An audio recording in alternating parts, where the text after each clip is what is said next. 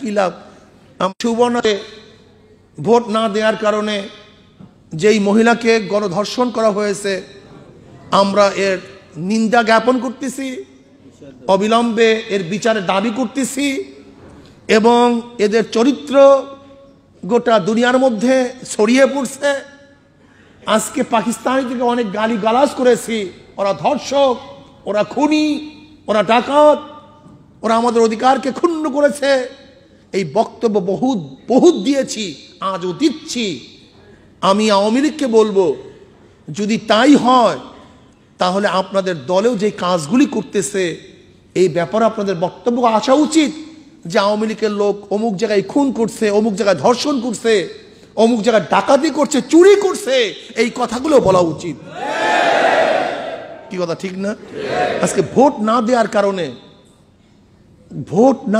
কারণে নৌকায় ভোট না দেওয়ার কারণে যে আমরা গণমাধ্যমে দেখেছি, বাচ্চাদের সামনে, স্বামীর সামনে বেঁধে রেখে গণধর্ষণ করে ইতিহাস আমার মনে হয় গোটা দুনিয়ার মধ্যে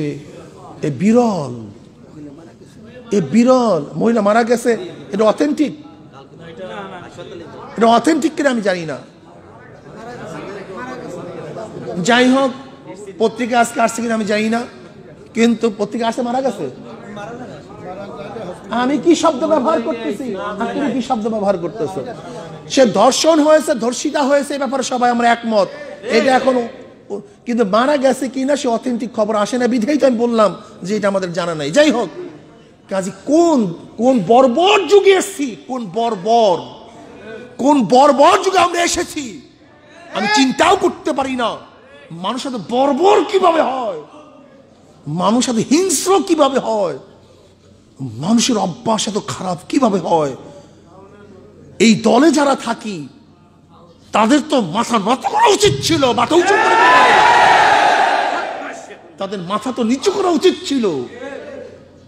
ওরা তো রাস্তার আড়ালের থেকে হাঁটা উচিত ছিল, ওদের তো জঙ্গলে গিয়ে বসবাস করা উচিত ছিল।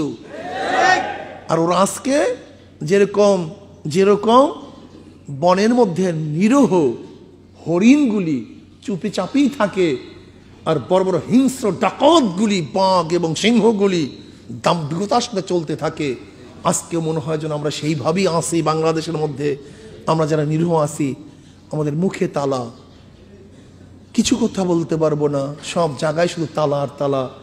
আল্লাহ পাক যেন এই তালাকে ছিন্ন করে, এই বাঁধনকে ছিন্ন করে উন্মুক্তভাবে একদিন বাংলাদেশে কথা বলার স্বাধীন নিয়ে চলার তৌফিক আল্লাহ পাক আমাদের দান করেন, আমাদের সবাইকে দান করেন। কাজে আলহামদুলিল্লাহ আমরা কাজ করব, আমাদের হতাশার কিছু নেই, ঠগার কিছু নেই। আমরা যা কিছু করছি সবই জিত। আল্লাহ আমাকে আমাদের সবাইকে কবুল করে নেন।